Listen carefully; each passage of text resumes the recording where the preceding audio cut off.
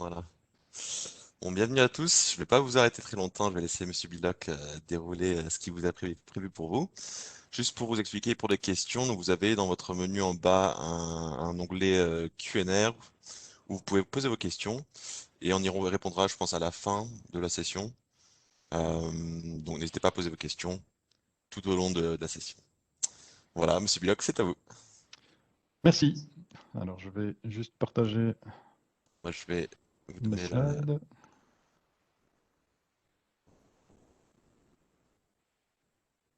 Ok.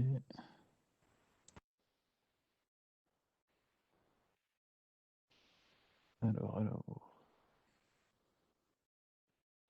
partager.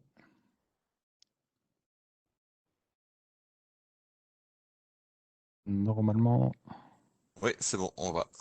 ça devrait être bon. OK. Bon, ben merci pour cette introduction. Bienvenue à tous. Bienvenue donc dans ce webinaire sur la gestion de projets de digitalisation, ou plutôt comment entreprendre son propre projet de digitalisation.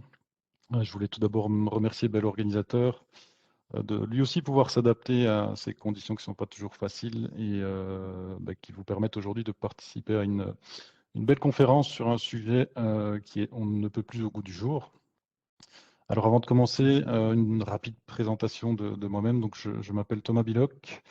Je suis dans le digital depuis plus de 15 ans maintenant. C'est un sujet qui me passionne depuis déjà pas mal d'années. J'ai fondé Vecteur il y a quelques années dans un but vraiment d'accompagner les petites et grandes PME dans leurs projets de digitalisation.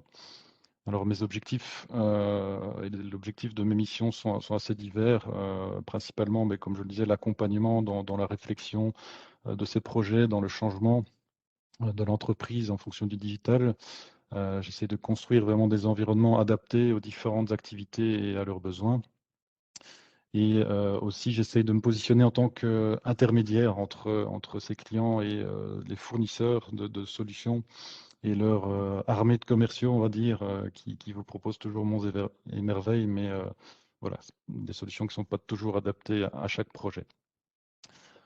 Alors, s'il veut bien passer au slide suivant. Voilà. Lors de ce webinaire, on va passer en revue plusieurs choses. Donc, une première introduction d'abord sur qu'est-ce que c'est le digital, comment ça a évolué ces dernières années et à qui s'adresse ce type de projet. Ensuite, vraiment plus ce qui va vous intéresser, mais quelles sont les étapes d'un projet de digitalisation. On va parler de l'analyse de votre projet, comment établir un plan d'action, comment le mettre en œuvre. Je passerai aussi en revue quelques outils ou surtout quelques grandes catégories d'outils afin de vous donner quelques pistes de réflexion sur base de solutions directes. Et enfin, on terminera par les différents types d'accompagnement, surtout les différents types d'aides aussi qui existent au Luxembourg. Il y en a pas mal. Avant de terminer par une session de questions-réponses. Comme expliqué précédemment, donc vous pouvez tout à fait poser vos questions dans le chat qui est sur le côté. En fonction du nombre, peut-être qu'on donnera la parole, mais je pense que ce sera plus simple de fonctionner via le chat, donc en fin de présentation. Alors, pour démarrer, tout d'abord, c'est quoi un projet de digitalisation et c'est quoi la digitalisation? C'est pas facile toujours de s'y retrouver quand on n'est pas familier du domaine du digital, du domaine de l'IT. On entend parler de digitalisation, de transformation digitale, intelligence artificielle, de disruption, de plein de terminologies complexes et variées. Alors aujourd'hui, mon objectif ne sera pas de vous faire un lexique complet de toute cette terminologie-là. Ce que j'aimerais déjà vous exposer, c'est la différence entre digitalisation et transformation digitale. Ce n'est pas tout à fait la même chose. Et c'est ce que j'aimerais vous détailler ici. Quand on parle de digitalisation, on va plutôt parler d'optimisation sur base du digital. Donc, quand je dis optimisation, ça peut être optimisation d'un processus, une optimisation de tâches. On va digitaliser du document, de la donnée pour essayer de fluidifier, de rendre optimal le process ou la tâche en question. Je prends un exemple assez simple. Vous êtes une entreprise, vous recevez des factures d'achat en quantité jour après jour. Aujourd'hui, votre traitement va être assez lourd parce que vous les recevez par courrier, par mail ou encore peut-être par fax pour certains. Il faut voilà, traiter ce volume de factures, les faire valider en interne, les faire signer, éventuellement effectuer les paiements via votre web banking avant de passer tout ça en comptabilité, de les transmettre à votre comptable. Tout ce schéma-là et tout ce flux, ce process-là, on peut aujourd'hui le digitaliser sur base de nouveaux outils qui existent. On peut vous mettre en place des outils qui permettront de récupérer ces factures-là dans un seul et même endroit où vous pourrez directement lire la facture, où le système va directement récupérer le nom du fournisseur, le montant à payer, etc., etc., pour vous amener à valider et éventuellement payer de manière enfin en quelques clics votre facture via ce même outil avant de basculer vers l'outil comptable éventuellement aussi sur la même chaîne. Donc là, on voit vraiment qu'on part d'un process qui va être à l'initial peut-être un peu lourd pour votre organisation, sur un process beaucoup plus fluide, sur base d'un outil qui va digitaliser ce processus. Quand on parle de transformation digitale, on va un peu plus loin que ça. On parle vraiment d'une conversion d'un modèle, d'un changement de valeur et de méthode. Pour rester dans le même domaine, prenons un exemple, département comptable d'une fiduciaire. Donc le comptable historiquement et ces dernières années encore, c'est surtout une personne qui va être amenée à prendre ses factures. Alors souvent, ils les impriment encore, ils les posent devant eux pour pouvoir les encoder directement dans leur outil. Et donc une grosse partie de leur travail aujourd'hui, c'est de l'encodage de données sur base de factures qu'ils reçoivent, des fois numériquement, des fois encore sur papier, peu importe. Mais voilà, ils font de l'encodage régulièrement avec pour objectif au final de pouvoir livrer un bilan, par exemple, ou d'autres documents relatifs à la gestion d'une société sur base de ce qu'ils ont encodé à l'initial. Quand on fait le constat, quand on analyse un petit peu ce métier-là, et quand on regarde un petit peu plus loin, on constate qu'aujourd'hui, la facture digitale va arriver. Plein de nouveaux outils, des startups sont en train de développer des comptabilités presque automatisées. Donc on se dit que ce métier bien, devient un petit peu à risque parce que ce travail d'encodage, encore une fois, il va pouvoir être facilement remplacé dans les années à venir par les nouveaux outils, par de l'intelligence artificielle, etc., etc. Et donc aujourd'hui, il faut déjà pallier à ce risque-là. D'un autre côté, le comptable qui encode une facture et qui encode des données dans un outil comptable, il n'y a pas une très grande valeur ajoutée à ça. Et le client, au final, va payer pour un travail d'encodage, alors qu'au final, quand un client vient dans un bureau comptable ou une fiduciaire, son attente va être plus du conseil et de l'optimisation de ces chiffres sur base de toutes ces factures et de tout cet encodage. Donc une fois qu'on a constaté ça et qu'on a mis à plat un petit peu tous ces éléments, la transformation digitale va vraiment pouvoir être opérée en ayant une réflexion un petit peu plus stratégique par rapport à tout ça. Et donc ici, dans ce cas précis, ce qui va être fait, c'est au lieu de simplement encoder dans l'outil comptable, on va optimiser cet encodage et on va automatiser cet encodage qui est aujourd'hui à moindre valeur ajoutée via des outils qui permettent aussi bien au client de transmettre sa facture au comptable, mais surtout de lire la facture encore une fois, de l'osériser, de pré-encoder la facture dans l'outil comptable et le comptable, lui, n'a plus qu'à au final valider la donnée qui est pré-encodée. Ça lui permet de gagner beaucoup de temps et d'efficacité pour ce travail-là en amont. Donc là, on règle déjà un petit peu le problème du fait que ce travail d'encodage n'est pas forcément bon. Le client, lui, il est toujours en attente de ce conseil. Et donc, maintenant qu'on a fait économiser du temps au comptable, ce qu'on va pouvoir faire également, c'est mettre en place des nouveaux outils qui vont lui permettre de mieux lire ces données, d'extraire l'information utile par rapport à tout ce qui aura été encodé dans son système de manière semi-automatisée. Et avec ces données-là, on va pouvoir lui mettre à disposition des tableaux de bord, des éléments vraiment plus lisible afin qu'il apporte enfin son conseil et et une démarche un peu plus proactive envers le client.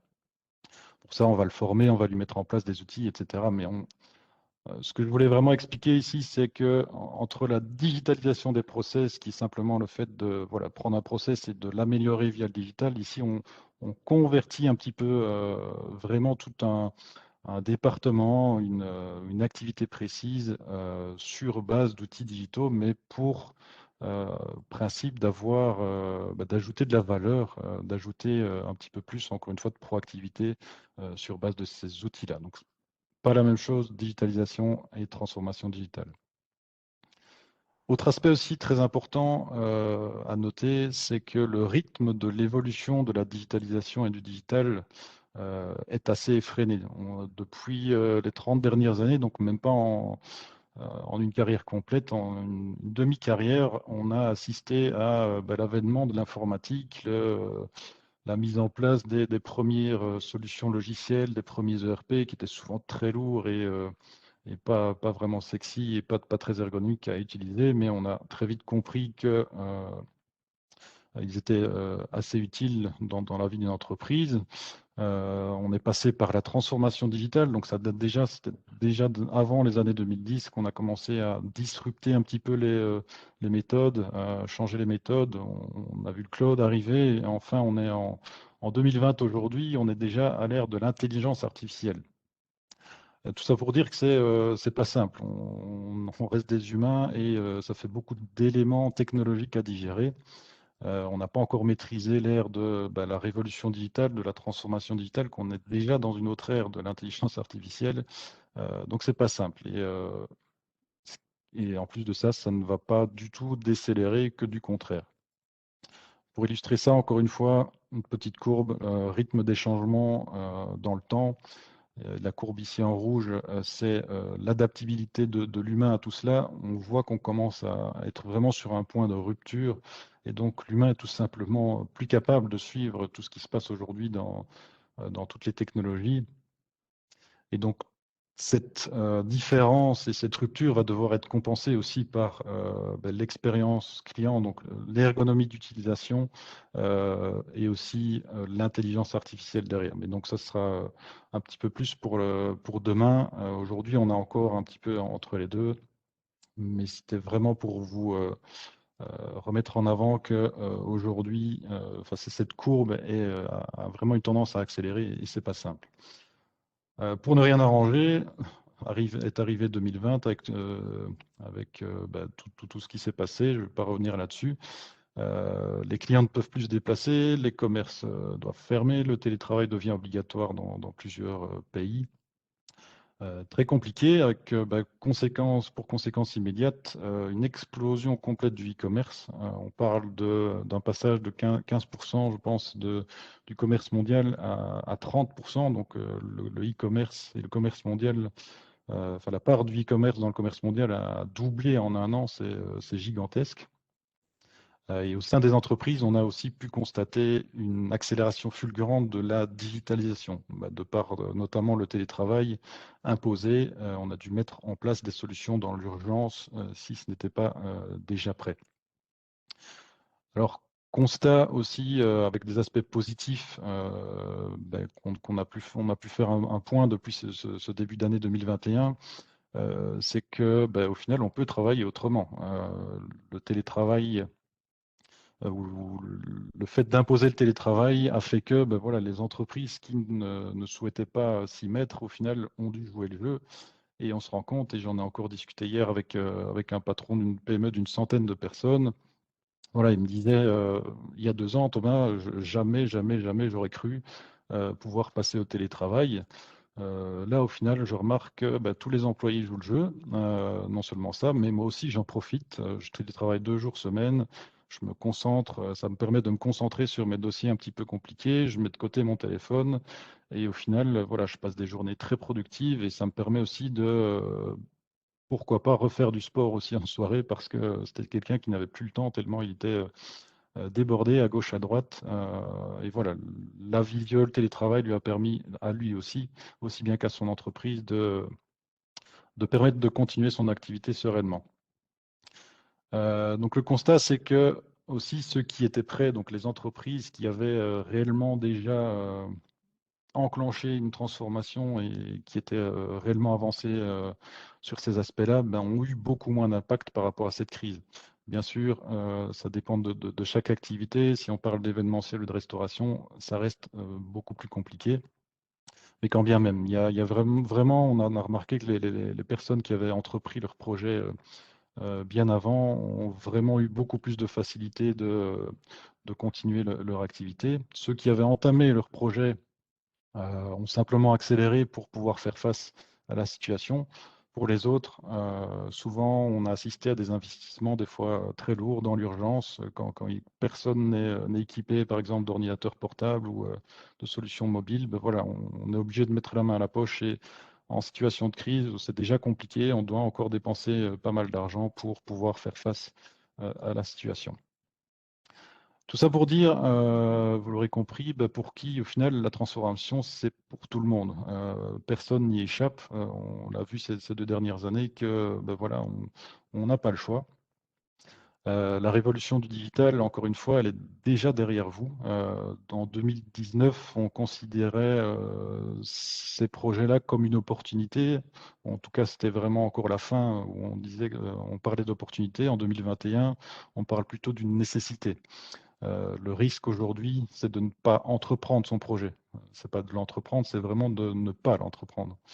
Euh, Ce qui est bon à savoir aussi, c'est que en tant que PME, vous êtes beaucoup plus flexible, beaucoup plus agile que les grosses sociétés qui ont dû se transformer, qui n'étaient pas prêtes aujourd'hui, ont dû vraiment, vraiment révolutionner leur système interne en très peu de temps. C'est beaucoup plus complexe que pour une PME d'une dizaine de personnes qui peut très vite mettre des choses en place et fonctionner de manière assez agile.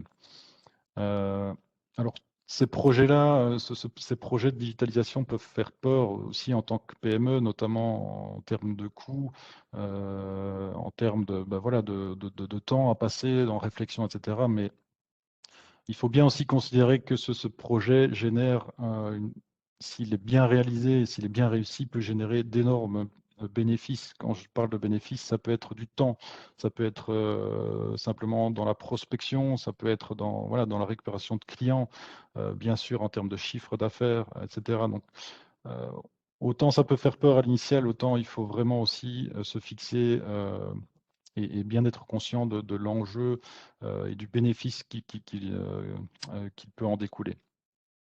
Tout ça pour dire, voilà, avant d'entreprendre votre projet, la première étape, c'est simplement de faire la balance bénéfice-risque. Vous aurez très vite votre réponse. Si je ne lance pas ce projet-là, qu'est-ce qui risque de se passer? Si je lance, qu'est-ce qui pourrait se passer? En général, on avance assez vite sur justement le démarrage de son projet quand on répond à ces questions-là. Alors, maintenant qu'on sait qu'il faut y aller, qu'on est convaincu qu'il faut entreprendre ce projet, ben, la question c'est comment? Comment on fait pour lancer un projet de digitalisation?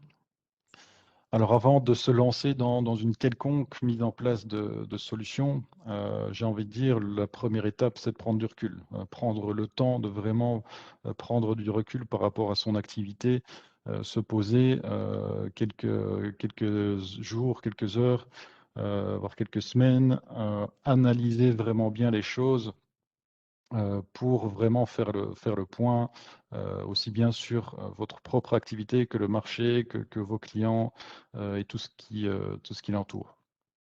Alors ici, je vais passer sur une méthode que j'utilise, ou en tout cas des étapes que je pratique en général sur les projets.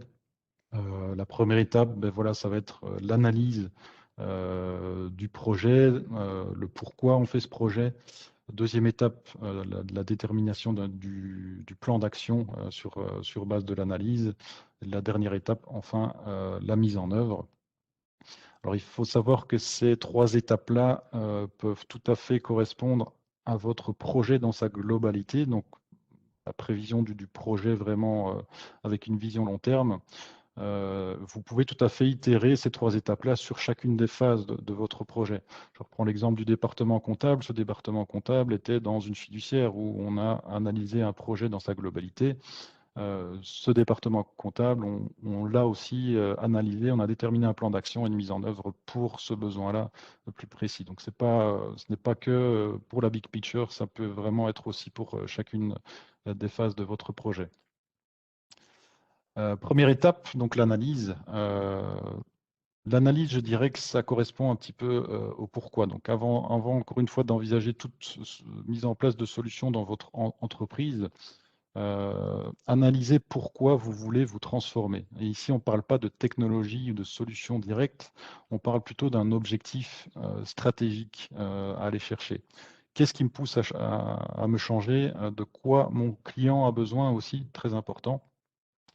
Ce pourquoi en fait vous aidera à apporter le changement auprès aussi bien de vos employés que de vos consommateurs. S'il n'y a pas de pourquoi, s'il n'y a pas d'intérêt, en général, le changement risque d'être très compliqué derrière. Dans cette étape, et même dans toutes les autres d'ailleurs, il faut absolument que vous pensiez à intégrer vos équipes.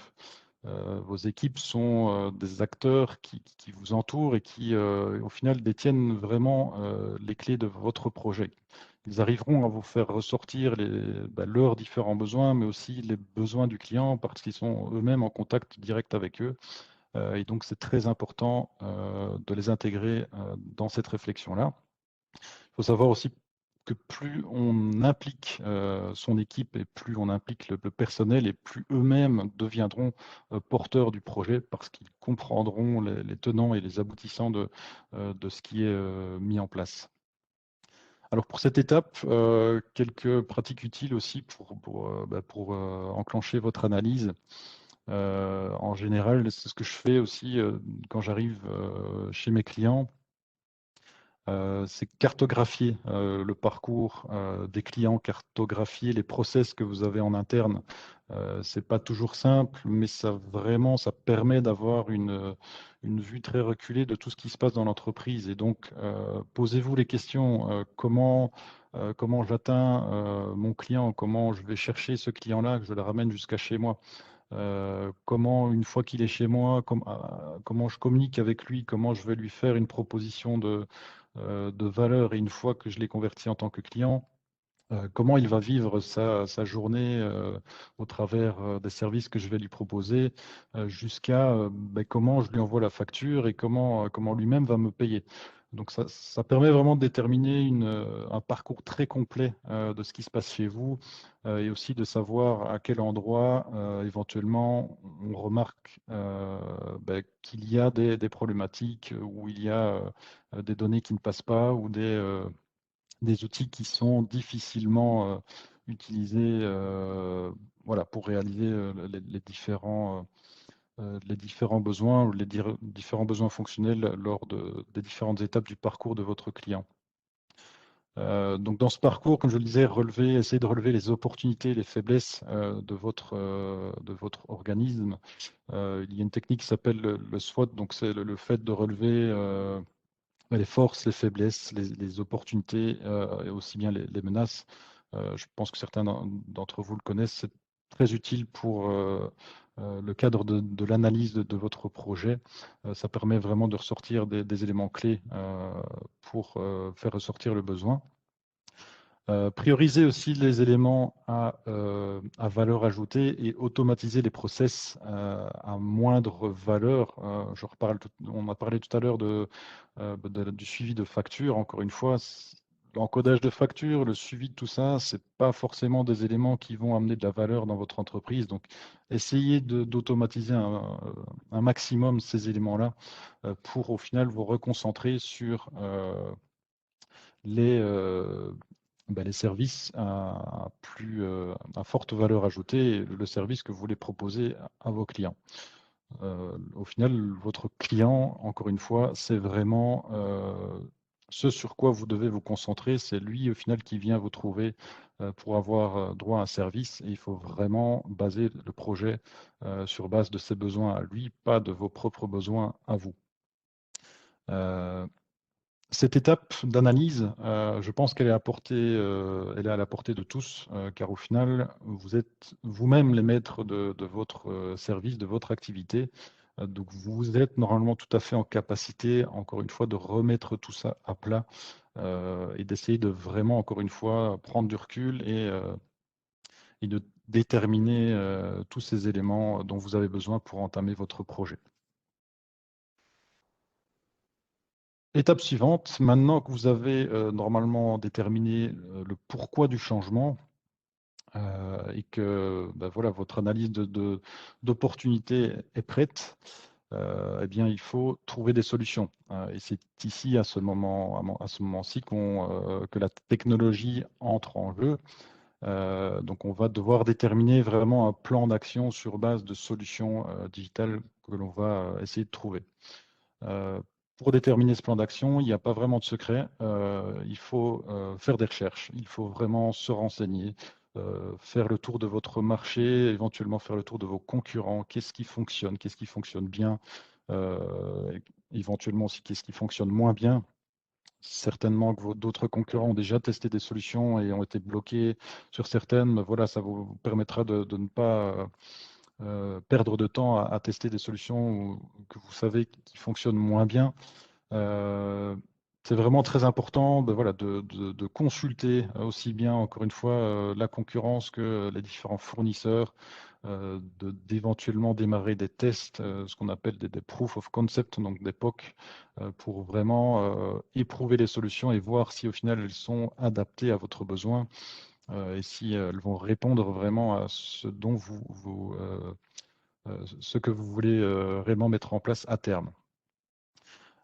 Si vous n'êtes pas à l'aise avec ces aspects-là, c'est ici qu'il est important vraiment de se faire accompagner. Alors quand je parle d'accompagnement, je parle plus de réels conseils. Je ne parle pas de commerciaux, de fournisseurs qui, eux, auront toujours la meilleure des solutions dans leur package, vu qu'ils sont là pour, au final, vendre quelque chose. Donc c'est un conseil un petit peu biaisé. Donc il y a de plus en plus maintenant de conseillers indépendant, comme je le fais moi. On est des conseillers, on n'est pas forcément lié à un quelconque prestataire. On va essayer plutôt voilà, de vous proposer des solutions qui sont adaptées à votre projet et non pas des solutions qui vont nous rapporter le plus d'argent possible. Le but est que vous réussissiez vraiment votre projet de conversion. Pendant cette étape, oui, donc pendant cette étape, on va aussi parler de plusieurs aspects un peu plus techniques. On va voir si ben, votre activité a besoin réellement de fonctionnalités spécifiques ou reste assez standard. Euh, si votre activité est standard, ben, on sait qu'on va pouvoir aller chercher des outils existants pour répondre à vos besoins fonctionnels. Si votre activité est beaucoup ou vraiment très spécifique, à ce moment-là, ben, voilà, il faut voir si les outils qu'on va trouver sont suffisamment flexibles et paramétrables que pour répondre à ce besoin-là, ou si éventuellement il faut faire appel à du développement un peu plus sur mesure, ce qui risque de coûter un peu plus cher. En parallèle à cela, et ça découle aussi de l'aspect spécifique ou standard. Pardon. On va aussi déterminer si votre environnement se prête à des outils de type ERP. Donc un ERP, on parle vraiment d'un outil qui va qui va gérer toute votre activité en un bloc, un outil très central qui va reprendre aussi bien la gestion de projets, de vos plannings, de la facturation, des devis, etc. Donc le but d'un ERP, c'est vraiment de centraliser le tout. Pour ça, il faut avoir vraiment une organisation assez standardisée et qui s'adapte à ce type d'outils. Sinon, on va partir plutôt sur de l'environnement à multi-solutions, où là, bah, pour chaque besoin fonctionnel précis, on va essayer de trouver un outil qui va répondre vraiment à votre besoin et s'adapter à chacun des besoins. La complexité quand on fait ça, c'est que ben voilà, on a moins facilement une vue globale.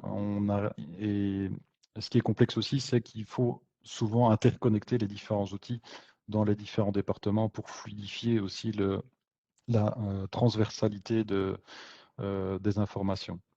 Une fois qu'on a répondu à tout ça, normalement, on va pouvoir répondre aussi au fait de savoir si on veut héberger tout ça chez nous dans sa propre entreprise en local ou si on peut partir sur le cloud.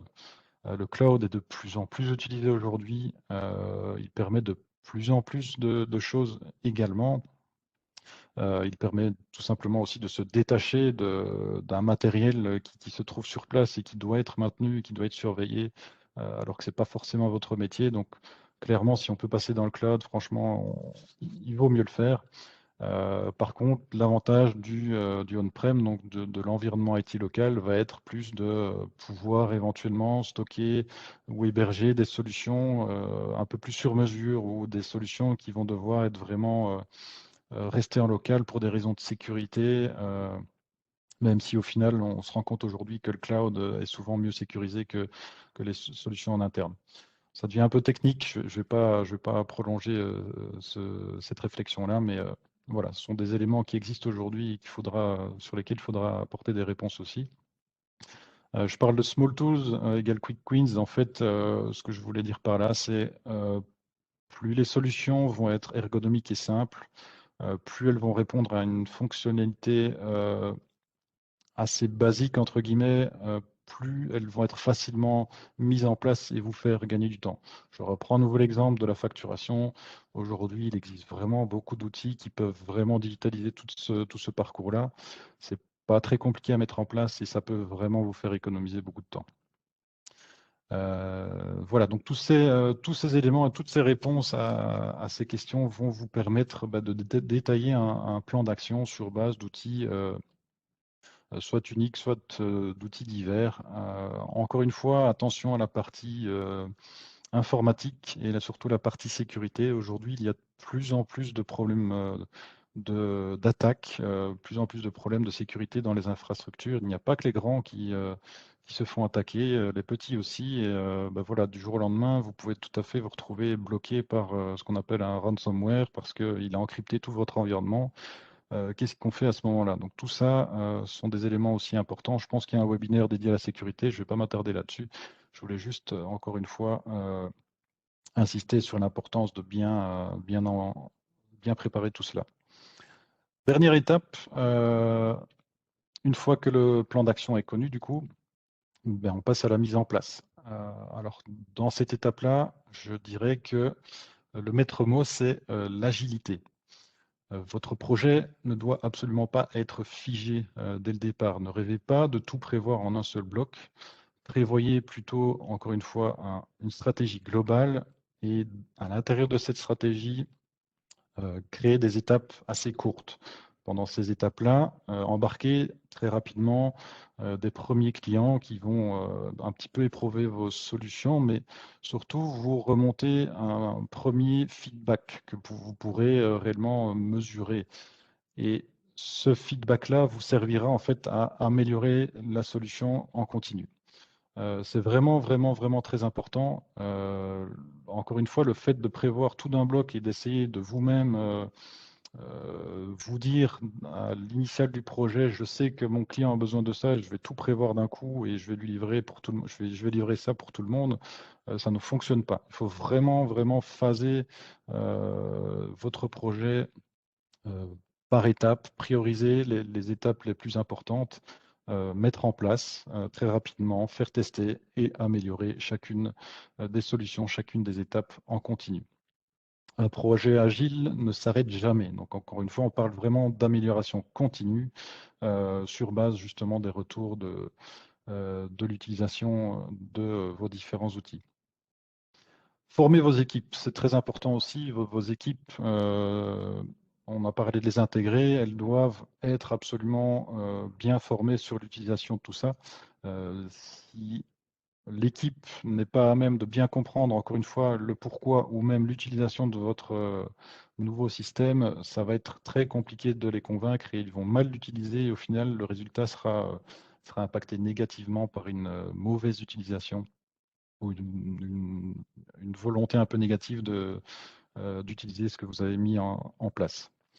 Un principe assez utile aussi qu'on rencontre et qu'on met en place dans des PME qui sont un petit peu plus grandes, c'est de déterminer des utilisateurs champions. Donc, si vous avez, par exemple, mis en place différents outils pour répondre à différents besoins spécifiques, n'hésitez pas à responsabiliser des personnes dans votre entreprise et dire, ben, toi, tu t'occupes, parce que je sens que tu es à l'aise avec, donc il faut clairement cibler les bonnes personnes, mais voilà, trouver la personne qui est à l'aise avec l'outil et lui proposer de devenir un petit peu l'ambassadeur de l'outil, donc de le faire évoluer, d'essayer de le faire évoluer dans le cadre de cette amélioration continue et surtout de pouvoir répondre aussi aux questions des autres, de ces autres collaborateurs, donc qu'ils deviennent vraiment le référent par rapport à cette solution précise.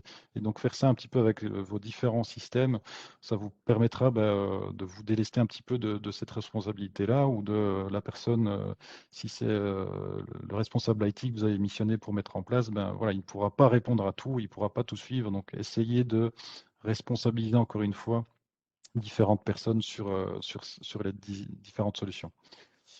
Je remets encore une fois le couvert sur l'agilité du projet.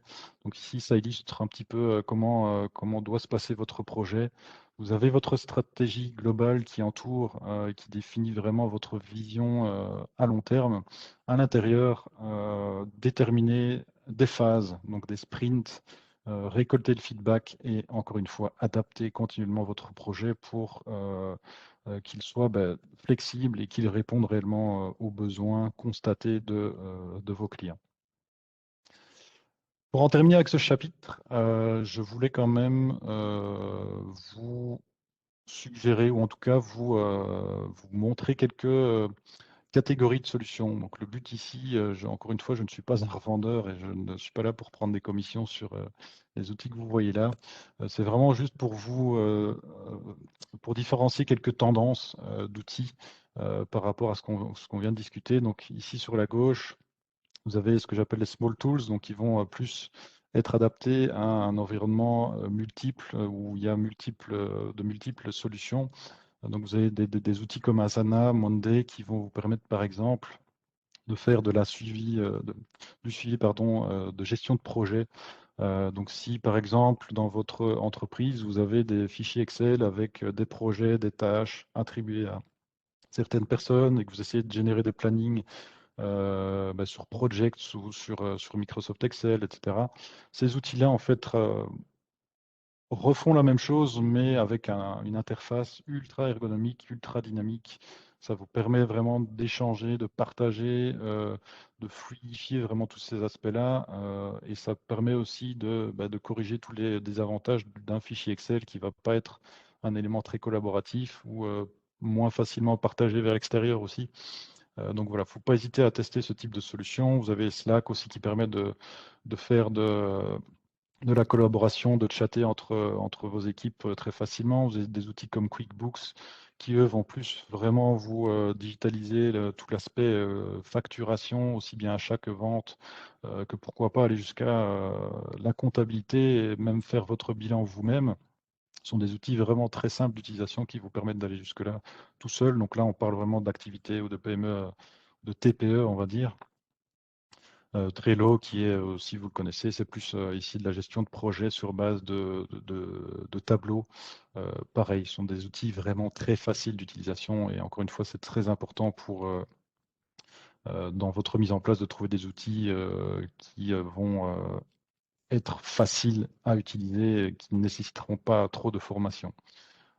Deuxième élément important, Microsoft 365, encore une fois, c'est pas pour leur faire de la pub, c'est juste que voilà, on s'est rendu compte sur les 3, même les 5 dernières années qu'ils ont pris une ampleur vraiment assez conséquente, tout simplement parce qu'ils répondent vraiment à beaucoup de besoins. Pour 12 euros, je crois, par utilisateur par mois, vous avez accès à tout l'environnement, toute la suite Office, donc toutes les licences, mais vous pouvez aussi avoir vos mails dans le cloud Microsoft. Vous avez droit à pousser 1 teraoctet de données dans l'environnement Microsoft. Tout ça en utilisant des fonctionnalités avancées d'un fichier Excel. Donc, par exemple, quand vous êtes présent dans leur cloud, vous ouvrez votre fichier Excel, un autre collaborateur peut l'utiliser en même temps que vous. Vous le voyez interagir en live sur votre fichier Excel. Donc voilà, ça amène un petit peu de collaboration. c'est vraiment pas mal à utiliser. Vous avez Teams qui est de plus en plus connu évidemment pour faire tout ce qui est visio, etc. Teams, il faut savoir aussi qu'il est capable d'embarquer la téléphonie.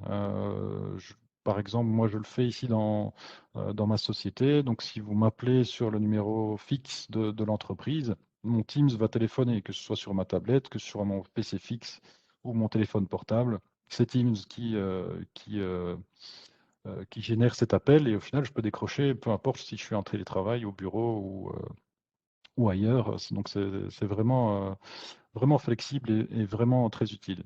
Vous avez tout ce qui est, donc la dernière section, tout ce qui est ERP. Donc là, on parle vraiment d'outils qui permettent d'embarquer tous vos besoins fonctionnels au même endroit, ou presque tous.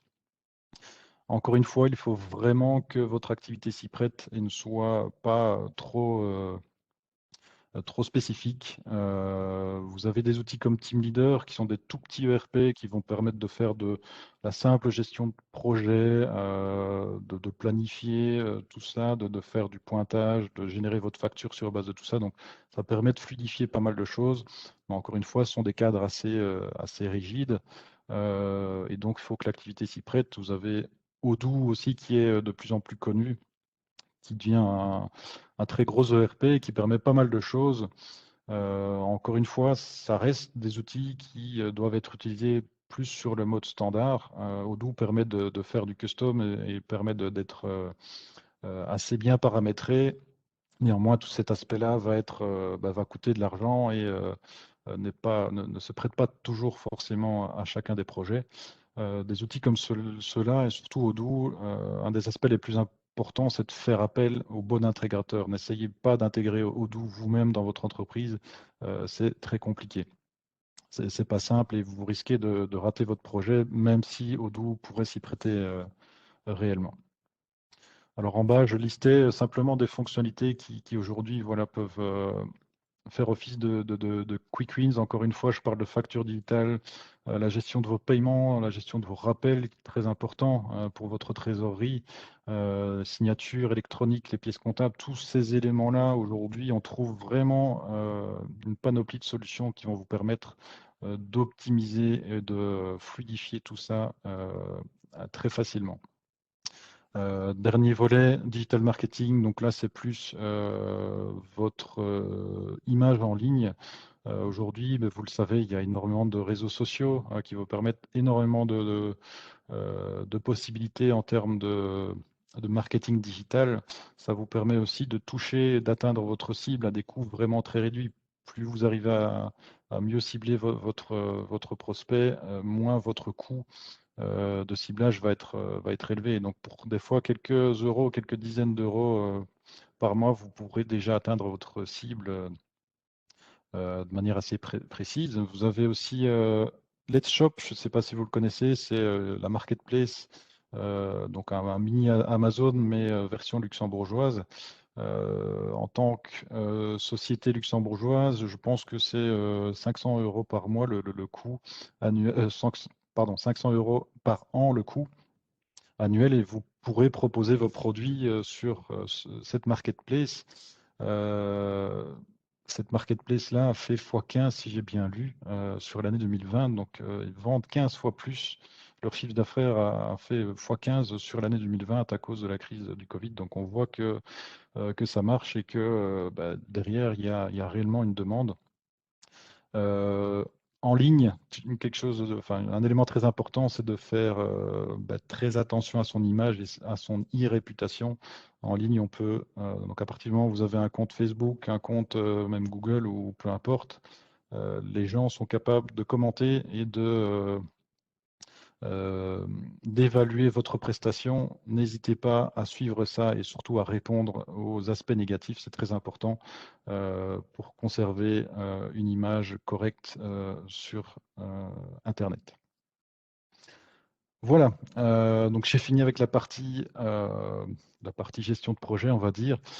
Encore une fois, avant de vous lancer dans tout cela, l'idéal, c'est de prendre le temps d'analyser. Vous pouvez faire la première étape vous-même, que je le disais, sans aucun problème. Si vous ne le sentez pas, n'hésitez pas à vous faire accompagner. Il y a pas mal de personnes qui peuvent vous conseiller, notamment la Chambre des métiers, la Chambre du commerce, la House of Entrepreneurship, qui pourront vous rediriger vers pas mal de programmes d'aide. Moi, pour ma part, je suis agréé Fit for Digital, donc c'est un programme qui est piloté par Lux Innovation, qui vous permet de bénéficier d'un audit complet, d'une analyse d'une valeur de 5 000 euros. Donc, c'est un petit peu flou comme ça. En gros, je peux passer 6 ou 7 jours sur votre projet avec vous, à analyser, à prévoir justement ce plan d'action, ce pourquoi vous voulez avancer avant de passer à la mise en place. Et dans le cadre de cette aide, vous avez aussi justement pour cette mise en place une prise en charge de 20% des frais fixes, que ce soit de l'IT, que ce soit de la licence logicielle, de la création de sites Internet. Tous ces éléments-là pourront être financés en partie. S'il y a encore besoin de conseils, c'est pris en charge à 50% encore dans cette partie-là. Je passe à la conclusion avant de passer aux questions. Donc en parallèle aux deux slogans que vous voyez ici, je dirais que ce qu'il faut retenir de tout cela, premièrement, c'est que vous devez entamer votre projet. Il n'y a plus le choix. Il faut y aller. Il faut y aller, pardon. De deux, vous pouvez entamer ce travail déjà vous-même avec votre connaissance de votre activité, avec vos propres équipes. N'hésitez pas à brainstormer, à mettre vraiment tout, encore une fois, sur la table pour préparer ce projet-là. Et troisièmement, pour la mise en place et pour réellement évaluer quelles solutions seront adaptées à votre projet, n'hésitez pas à vous faire accompagner à ce moment-là. Comme je l'ai dit précédemment, il y a beaucoup d'aides qui sont disponibles, aussi bien pour l'accompagnement, le conseil que le soutien financier du projet. Donc voilà, pour conclure, je dirais, plus d'excuses, il faut y aller, foncer dans votre projet de digitalisation. Merci pour votre attention. J'espère que, encore une fois, j'ai été plus ou moins clair dans ce domaine qui est assez vaste et pas simple à résumer en quelques slides. J'espère aussi que ça vous permet de récupérer quelques éléments clés par rapport au fait d'entreprendre votre projet vous-même. Si vous avez des questions, je suis disponible pendant encore un petit quart d'heure. Je pense que je suis plus ou moins dans le bon timing. Voilà, parfait. Merci beaucoup Thomas pour cette présentation. Alors, je rappelle pour ceux qui veulent poser des questions, vous avez une rubrique Q&R en bas à droite de votre écran, donc n'hésitez pas. Peut-être en attendant, moi j'ai peut-être une question ou un scénario que je connais de l'artisanat, où certaines entreprises, plutôt de plus de 50 employés, développent leur propre ERP ou leur propre solution en interne. Quand est-ce que quand est-ce que ça s'apprête à faire ça? Quels sont peut-être les risques de ton expérience? Alors, développer son propre ERP, c'est pas simple. J'ai déjà pu l'expérimenter parce que sur le côté, j'ai aussi une société de développement d'outils logiciels. Développer soi-même des outils, c'est vraiment quelque chose, entre guillemets, qu'il faut envisager en dernier recours. Je suis juste en train d'essayer d'arrêter le portage. Bon, je vais le laisser, c'est pas grave. Euh, Pourquoi? Parce que voilà, c'est la solution qui va coûter le plus cher, entre guillemets, à l'entreprise. Si votre activité, encore une fois, est standard ou ne comporte pas vraiment de spécificité extrême, je déconseillerais fortement d'aller vers ce type de projet.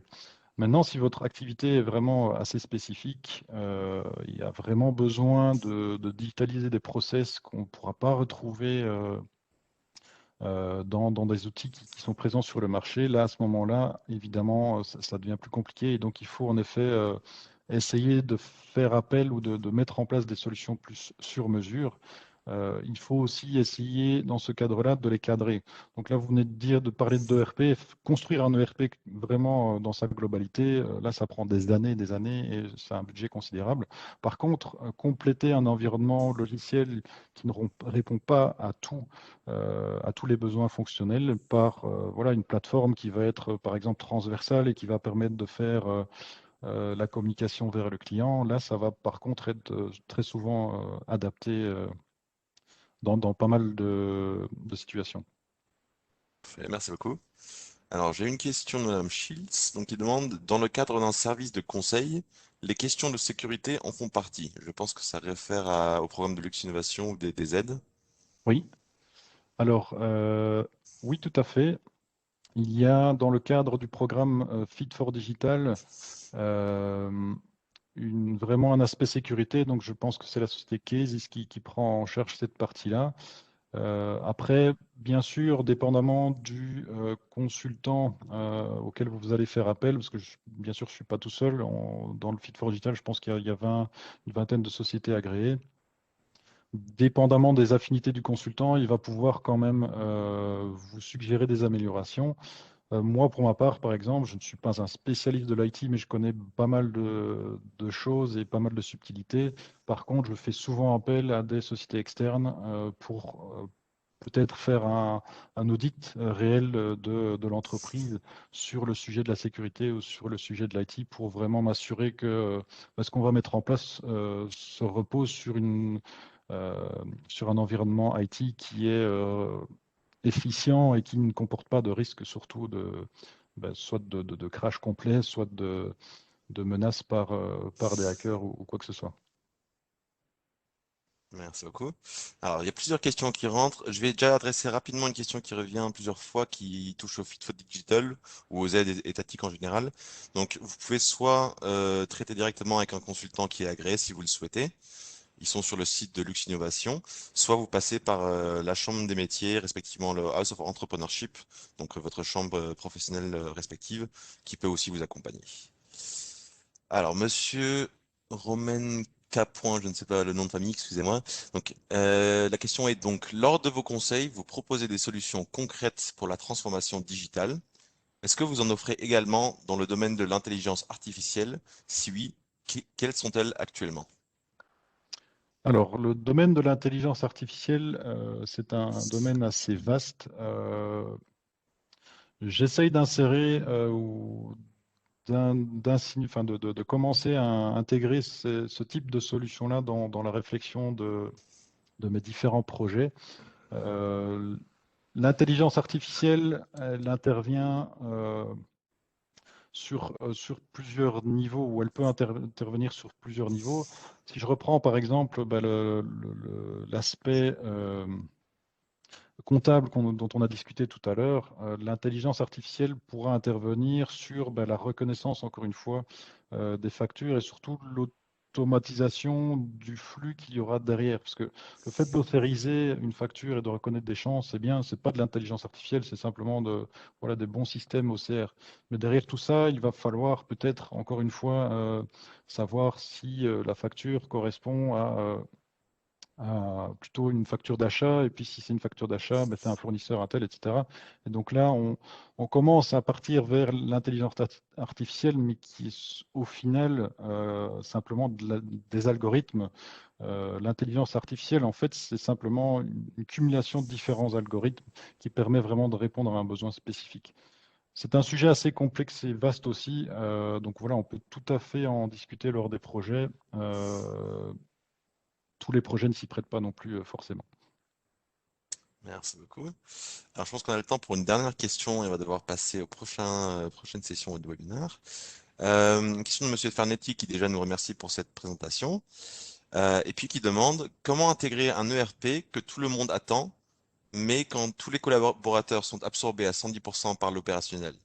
Il n'y a pas de formule magique à ce problème, c'est clair, mais qu'est-ce qu'il y a de no-go dans ce genre de situation? Alors, si je comprends bien la question, donc c'est comment effectuer ou enclencher le changement dans une entreprise qui est très occupée par son activité, où les différents collaborateurs sont, euh, sont vraiment cadenassés ou pris par le temps régulièrement. Clairement, il n'y a pas de solution miracle. Il faut prendre le temps, comme je l'ai dit au début, prendre le temps de prendre du recul et surtout prendre le temps d'effectuer des tests et d'effectuer de la mise en place de solutions, d'embarquer des équipes, de les faire tester et de convaincre les équipes qu'il faut utiliser l'outil.